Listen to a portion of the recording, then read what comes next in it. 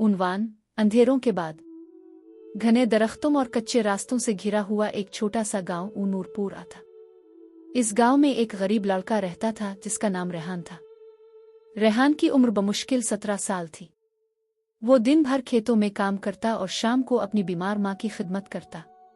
रेहान के वालिद 1 साल कबल एक हादसे में चल बसे थे। माँ की सांस की बीमारी और गुर्बत ने इसके कंधों पर पूरी जिंदगी का बोझ डाल दिया था। लेकिन एक बात थी जो रेहान को सबसे जुदा बनाती थी, इसकी उम्मीद जो कभी टूटती न थी। रेहान ने 10वीं जमात तक तालीम हासिल की थी। वो चाहता था कि किसी अच्छे कॉलेज में जाकर आगे पढ़े, लेकिन माँ की बीमारी, 2 वक्त की रोटी का बंदोबस्त और पैसों की कमी ने इस ख्वाब को धुंधला कर दिया था। एक दिन स्कूल के उस्ताद सर कामरान गांव में आए और रेहान से मिले।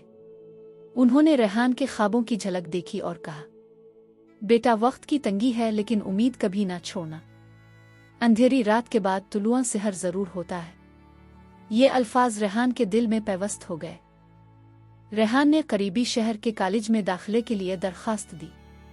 इंटरव्यू के लिए जब वो गया तो पुराने कपड़ों, खुरदरी चप्पलों और थके चेहरे को देखकर इसे नजरअंदाज कर दिया गया। दाखिला अफसर ने कहा, बेटा, हमारे पास ऐसे ज़हीन तलबा की कतार है जिनके पास वसाइल भी हैं और काबिलियत भी, तुम यहाँ किया करोगे।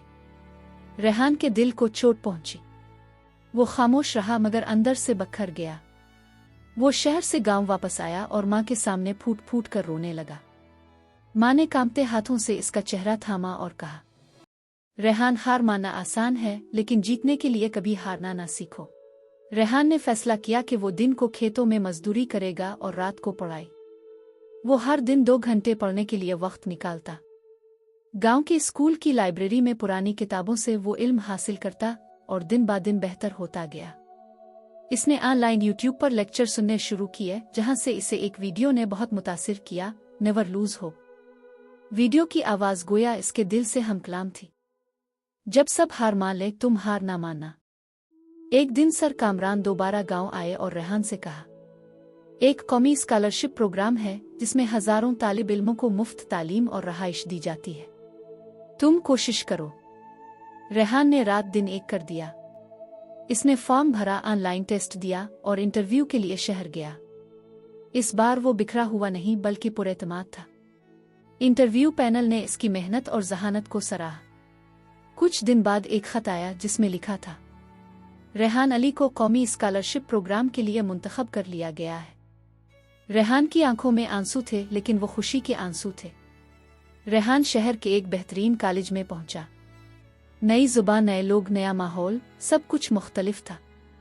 कई बार इसे एहसास कमतरी ने जकड़ने की कोशिश की लेकिन इसने उम्मीद का दामन न छोड़ा।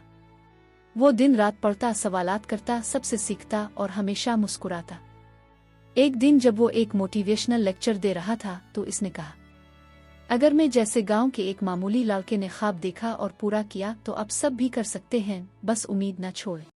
ग्रेजुएशन मुकम्मल करने के बाद रेहान ने एक बड़ी कंपनी में जॉब की और माँ का इलाज करवाया। इसने गांव में वापस आकर एक छोटा तालीमी मरकज खोला जहां वो गरीब बच्चों को मुफ्त तालीम देता।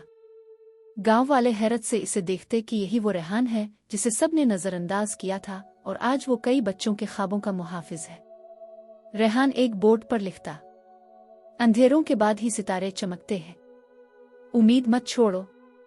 ये कहानी हमें सिखाती है कि हालात कैसे भी हों, उम्मीद ना छोड़ो।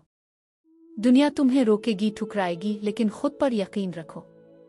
मेहनत और दुआ साथ हों तो कामयाबी देर से जरूर मगर मिलती है।